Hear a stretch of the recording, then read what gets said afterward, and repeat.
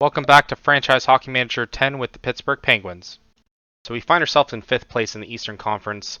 Unfortunately, we did have the video for the beginning of the season, but unfortunately that didn't record any audio.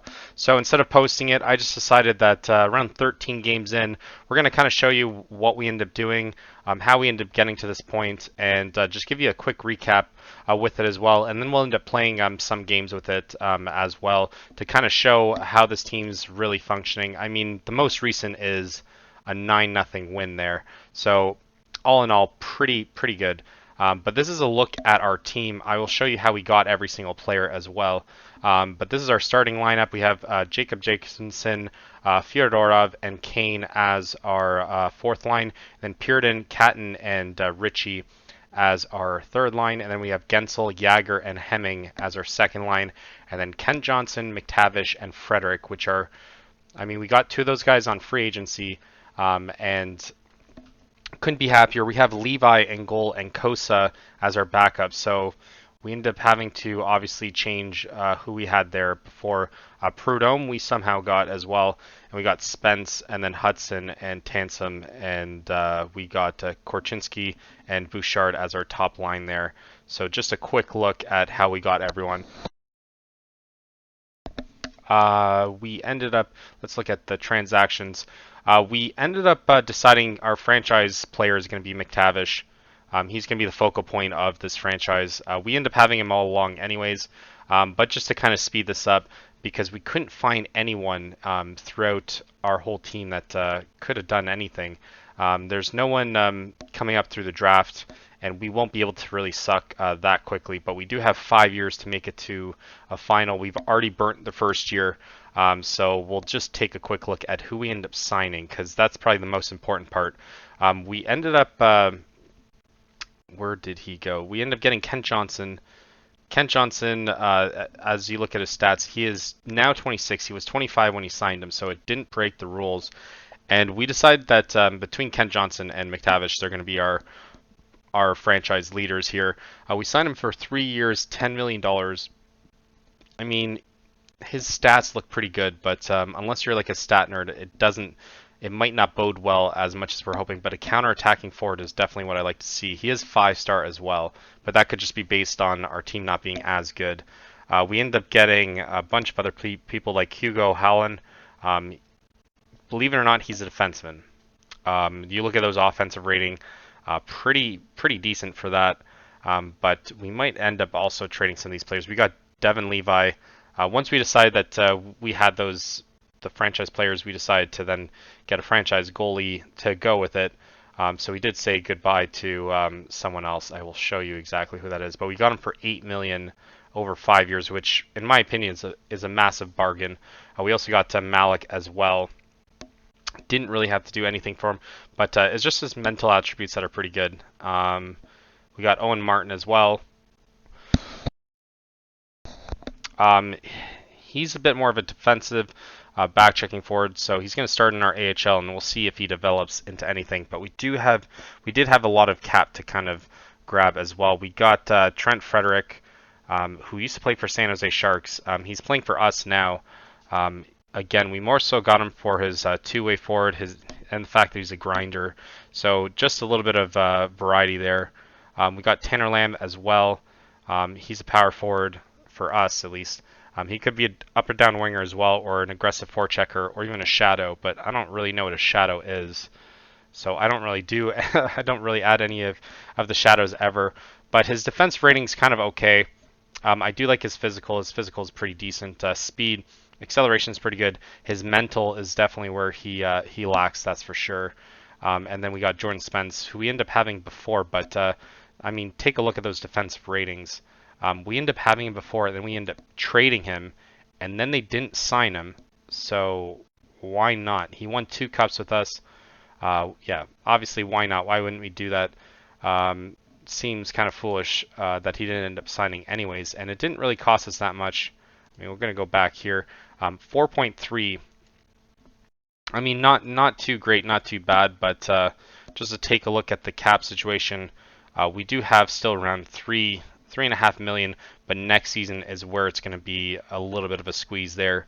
We're going to have to re-sign McTavish, Guentzel, potentially, unless Guentzel decides that he wants to retire, but his stats look pretty good. I want to keep him here as long as possible. Jacobson's going to need an extension as well. We're pretty solid on D, so I mean, all in all, it's not going to be that bad the year after. There is a decent drop-off after that, so it shouldn't be too bad. It's next year might be a little bit of the squeeze because we need to kind of fit around 4 million there, which is going to be a little bit tough. Hugo Holland also there as well, but we'll show you how we got our other players as well as we just kind of overlook that right now. Transaction log wise, we'll look at the trades that we end up doing. We gave up Blomqvist and Crosby for a fourth and a sixth. We end up giving up Richardson and Pickering for a third and second. They just weren't going to find their way to our team anyways. But the massive one that we end up doing is for Bouchard. We end up getting him for 2 first-round picks, Petre, Frolov, and Lindsay. I mean, Lindsay probably wasn't going to play for us, especially if we end up getting Bouchard. So we end up giving up 2 lefties. I mean, Frolov's going to be a little bit disappointing. If you look at those defensive rating, it's pretty good. He has good positioning, good shot block, good stick checking. He's probably going to be pretty decent for them, but it looks like he's going to battle between the AHL and NHL though.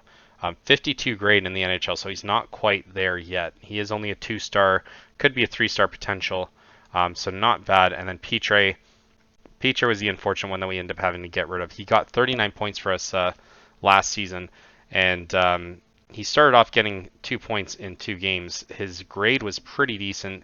He was a decent perimeter shooter, and he could play the right wing, center, or left wing. So all in all, that's going to be pretty good. For Edmonton, he's already got 7 points. So I'm trying to figure out where we end up getting him from, though. I think we just end up signing him. Yeah, we just signed him for 2 years, and then he'd end up doing well the one year. But I mean, if you can trade him for Bouchard, I will do that in a heartbeat. As you can see, Bouchard has 4 points in 4 games for Edmonton, and then he has 13 and 11 for us. And I love Bouchard. Bouchard is one of the guys that I wanted to get in every single save that I could possibly do. 7.5 is, in my opinion, a bargain for this guy's stats. Like, even his defensive rating is huge. His physicals are very good. His mental is amazing. And yeah, I'm just gawking over this guy. I can't believe we ended up getting him. And I mean, 2 first rounders, based on where we're probably going to end up being, not bad at all. He's around a 68, 70 grade. So we'll take that every day of the week, especially for our top defenseman. And him and Korchinski are going to have a good tandem between the two of them. We'll look at how well our stats are doing over the first 10 games. And yeah, Bouchard's at the top. 17 and 15 games. McTavish with 15 and 13. He has 8 goals as well. Power play with 3. 3 power play goals there. He doesn't really feature on the power kill, so he doesn't have anything there. Hemming also doing pretty well. 13 and 12. Jagger also with 12 and 13. And Guentzel also with 12 and 13. Pearden also starting to show up. He's now a 4-star. So he's starting to develop into the player that we had him with in Montreal. So he's definitely developing very well in that. I do like having him on my team for sure. And it's good that we managed to get him as a rookie. So I'll take that all day. Korchinski also kind of developing pretty decently. He is a very good offensive forward, and then even his stamina is pretty good. His defensive ratings still kind of mid, but he does have an opportunity to improve there, and he'll improve his mental ratings throughout the course of that. Didn't show us getting Berkeley Catton. Oh yeah, I overlooked another thing as well. We'll look at it after, but Kent Johnson only with 8 points in 13 games. We definitely need a little bit more production from him. Especially if he's going to kind of do the McTavish way. We did make him assistant captain as well. Hudson and Tansom also doing pretty good. We'll look at our goalies now and see how well they're doing. I accidentally did that. Yeah, we end up getting some players on waivers, which is it. I mean, I kind of hate doing it, but like I said, we are kind of more of a crunch mode, and there's no one that's coming up through the draft. So Levi, 7 wins, 4 losses, 1 overtime loss, and then Kosa with just the 1 win. But save percentage 902 and 889 is not that great. So we definitely want more of an improvement from that. But another one of the transactions that we ended up doing, I can't believe I skipped over it. So we'll do transaction log, and we'll show the waivers. We ended up getting a couple guys on waivers. We got Ryder Ritchie. So after they ended up trading him, we ended up having this guy available, and I really liked his physical stats. I really liked his defensive stats. He's an aggressive forechecker. Even his puck handling is pretty good. So this guy just looked like an absolute gem. So I don't even know why they ended up putting him on that. He was picked in the first round, actually. He's a former first round pick, so anyone would have picked him up. Prudhomme I picked up because we had him in the other saves as well, and I really do like him. Physical rating's not that great. Stamina's pretty good. His hitting's very good. Puck handling and shooting range as well, but he does have decent versatility there. He can probably play anywhere that we want. But he ended up getting put on from Capitals as well. He would have been a guy that we would have drafted for sure, but they drafted him in the third round. I think we didn't have third round picks at that point. And then Kosa we ended up getting. Just mental attributes. He's going to be a good backup, and he can still improve as well. So, I mean, it just seems silly that that they ended up letting him go. And since we're now going to go into all-in mode, since we found our franchise player, and we don't have to abide by the 25-year rule, so we can kind of get anyone that we want. But Berkeley Catton at 22. Perimeter shooter, but like I said, he can kind of play anywhere. I do like him as an up and down winger as well, but I mean, it all depends on what the AI thinks and what the best fit is for our team. But as you can see, his offensive rating is pretty good. He's just not a shooter, so we're never going to get him to get any shots off or anything like that. He's going to be more so a guy that's going to try and feed someone else, or even play defensive. Stamina is pretty good, and he's a team player, so you know that's not going to really bother him at all. As you can see, even in AHL, Jesus, 43 points, only assists, no goals. How does that even happen? So throughout the time that he was battling through, oh my God, that's insane. 43 assists. Where was that even? American Hockey League. Is that AHL? I don't think that's AHL. Has to be something else. No, unless it's projection. Yeah, that's projection, what it would be in 70. Okay, never mind. I overlooked that. American Hockey League, he only got 6. But in terms of his National Hockey League, he has 94 points in 194 games. That's very good for a guy that's probably going to end up playing on like our third, fourth line. As you can see, we are third place currently. That 9-0 victory did massive for us. Levi's in the top 8 for wins. Points wise, we don't really have anyone. I think Bouchard is the closest one to that. But 17 points, I mean, our division is always so tricky. So 17 points can, if we end up losing, we could easily find ourselves drop down to 6th or 7th, which wouldn't be good. Edmonton Oilers are definitely hoping for that to happen. Somehow Toronto's a top 3 team. Go figure. They are in rebuild mode, so they shouldn't cause too much of difficulty. Geez, everything. Their 2 top teams, or 2 of the 3 top teams on the Eastern Conference is rebuilding. So that's insane. We did lose our first game against Montreal, though, so I can't really talk too much smack to that. But it is nice to see that they're developing. I think year 7 is what we're in. I'll take a quick look at that. I think we're in year 6 or 7. We are in 1, 2, 3, 4, 5, 6. We're in their 6th year here. Currently 286 wins in 430 games. I like that. That is phenomenal, if I do say so myself. Last year was our worst year, but we only had 41 wins there, which still isn't that bad considering, but it's much different from having like 60 wins and 50 wins. We'll do the AI setup organization like what we always do. As long as you don't do that towards the beginning of the season, it's fine. We end up winning 5-3.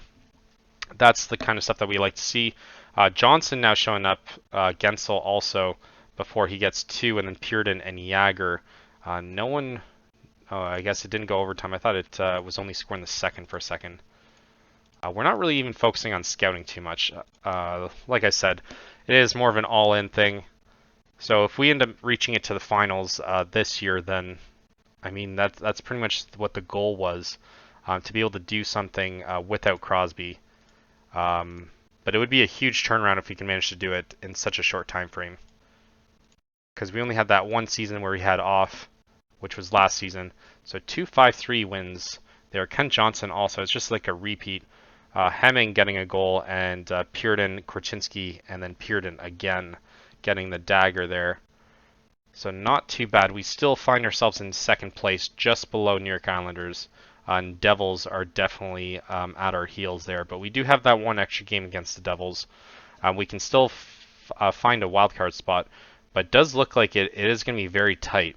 If we end up going on a losing run right now, it's going to be pretty bad, I will say.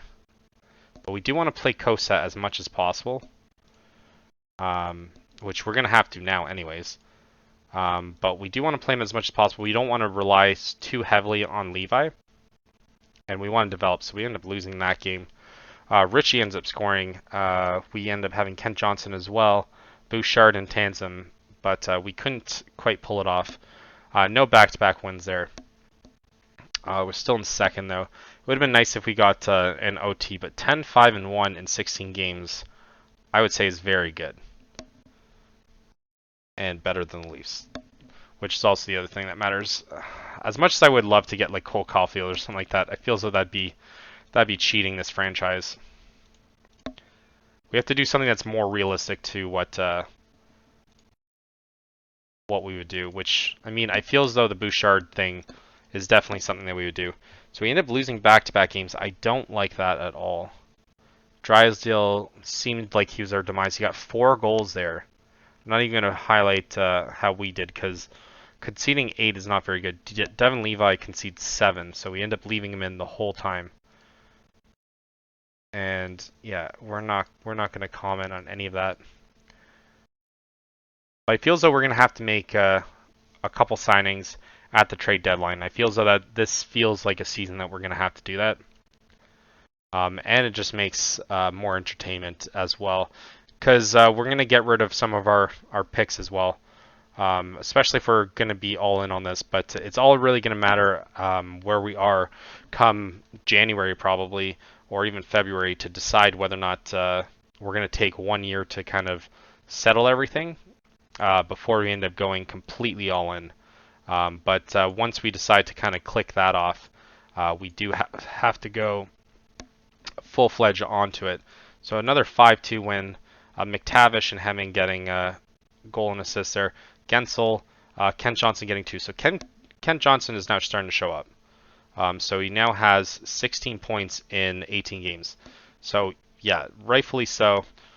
He is starting to steer this team very well. Between him and McTavish, I feel it's a 1-2 punch. I don't want to say it's like Korea and Solani, but it is starting to look like that. If we can end up asserting the dominance that they end up having.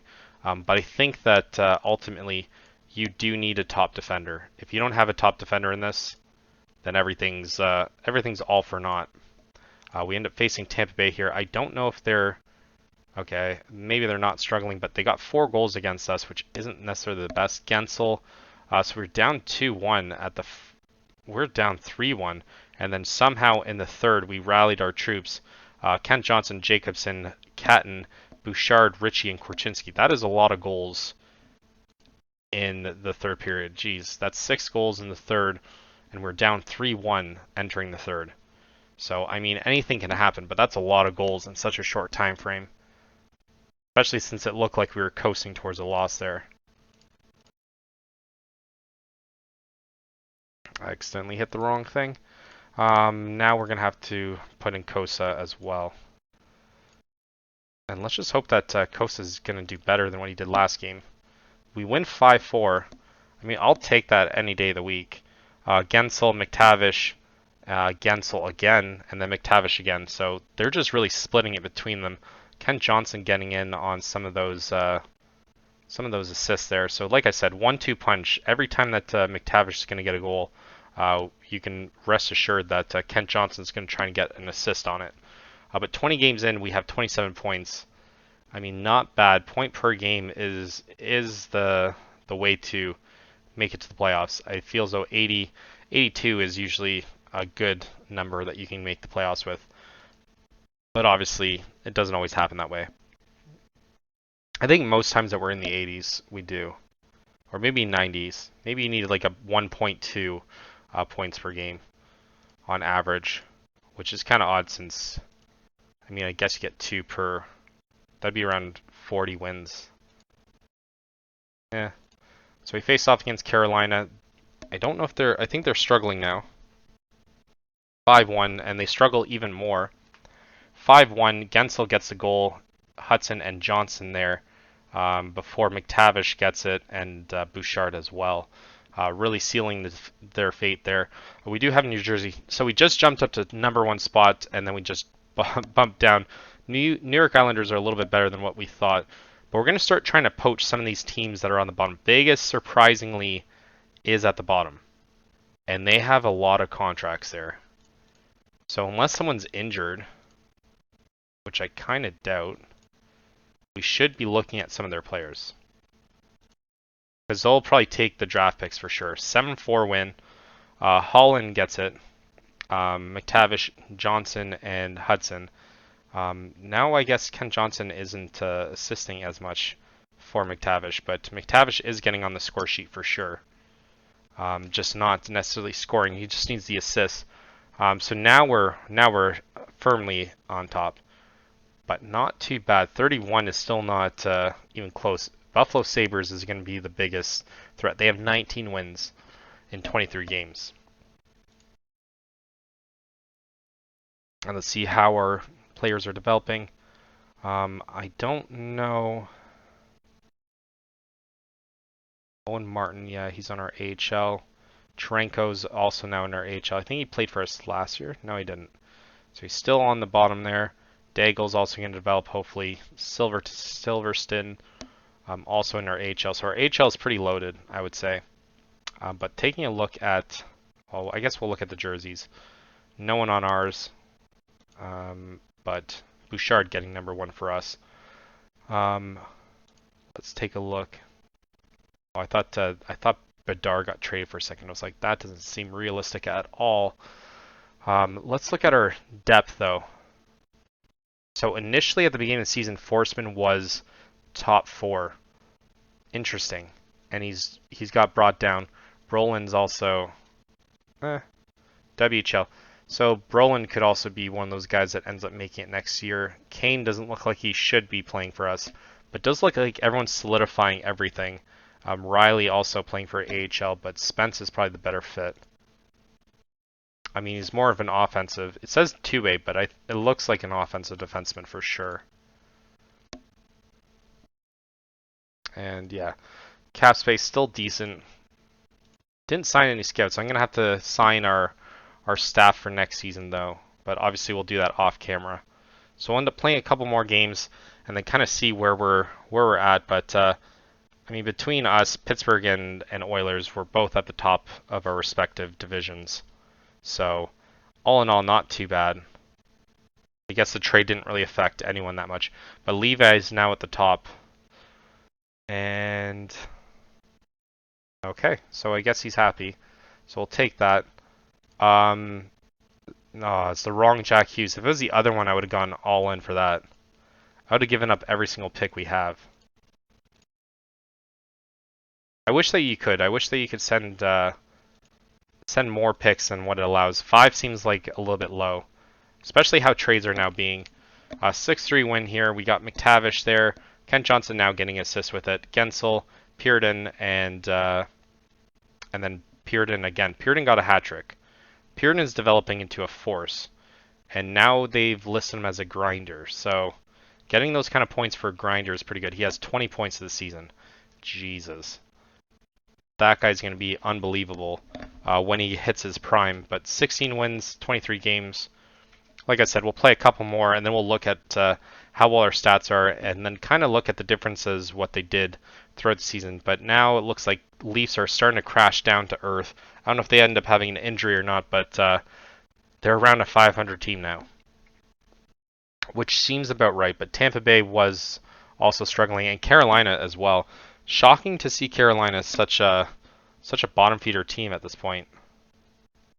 I don't really care about most of this stuff. We'll play Edmonton. This is going to be an important game. Let's see. This could be the finals this season. 4-1. So hopefully it's not. 4-1.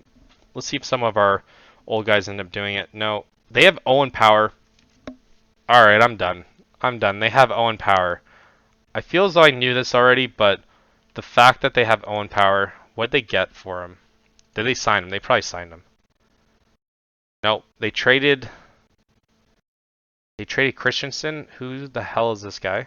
Who's not even on their team anymore.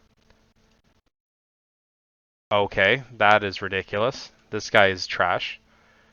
And a third round pick for Owen Power. There's no way in hell that happens. This guy's a 3.5 star. Owen Power is, he must really suck. Where is it? Oh, it's not going to show. There we go. So long ago. Yeah, Owen Power's only a 3-star though. Wow. It's either the game didn't quite. I mean, who cares? Why would we? It's not like it's against a bad team. We're gonna need to beat this New York team though before all is said and done. Carter Hart, I guess, isn't on temporary leave in this version. Looks like he's doing pretty well. I never liked getting him though. I got him one season and then I immediately regretted it. But I think that was last year's save.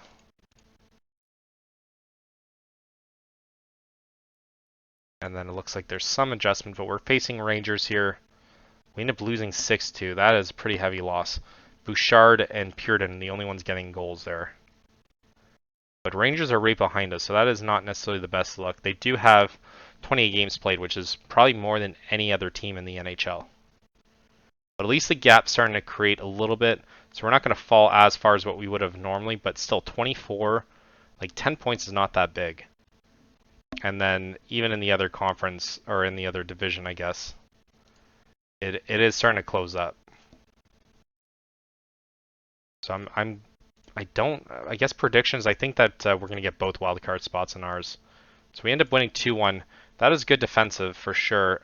Bouchard and Guentzel getting the only goals before giving one up 6 minutes and 37 seconds into the period there.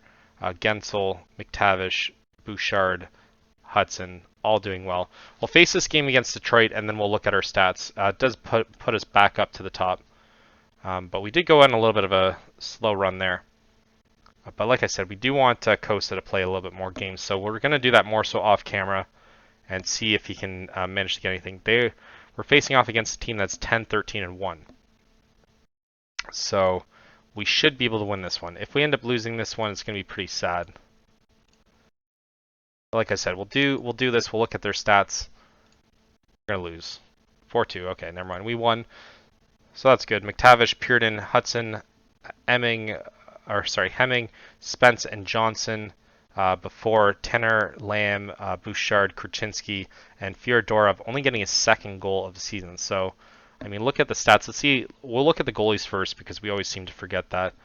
Costa's 882, so maybe that's why he was put on waivers because he can't save anything. 902 is around the same that he did before, but 16-7-1 is pretty decent. I don't want to play him so much though. I want to split it up a little bit more. Not necessarily tandem, but at least kind of showcase it a little bit more so he can develop. 31 goals in 27 games, so looks like he's going to do better. Probably his best season yet. Guentzel getting 27-27, Bouchard with 27 and 29, so a little bit less than what he was doing before. So he's kind of slowed down a little bit. But Kent Johnson's plus minus is 12. So is Hemming. So that line is doing amazing things. Kent Johnson with 26 points in 27 games. So he's definitely turned around. And Hemming with 25. That is huge. I think this guy was one of our first picks there. Oh no, we got the rights to him. Interesting. That was the Thompson. So we got Thompson and the rights to Hemming for Pianyami, Poulin, and Forster. That was probably one of the early on ones. That was 2024, so that was after season 1. So who would have thought this guy would have developed? It doesn't look like this guy's anything right now. But I think we did it more so for the goalie. We'll take a quick look more at the stats as well. We have Puritan 22, Jagger with 21, Korchinski with 20, and then Frederick with 19, but we're not expecting him to get that many points. Catton also with 13, so that's not too bad. I do like that. Fyodorov, 27 games. So, I mean, grade-wise, what's everyone doing? Who's the weak link? So Kane, who's not going to feature that much, is 58. Fyodorov is 60. So I don't know why he's playing so much. Hopefully he's playing at the bottom line. He is playing, yeah, bottom line. Okay, that makes sense. I'm okay with that. And then in terms of the standings, though, we are in first there. Let's look at the conference. We will be second in the conference to obviously the top team there. 10 points separating us. That is huge. Could be 9 or 8 by the end of it. League-wise, though, we are in third. So Edmonton's just a little bit better than us. That one win definitely showed that. But I mean, that's huge.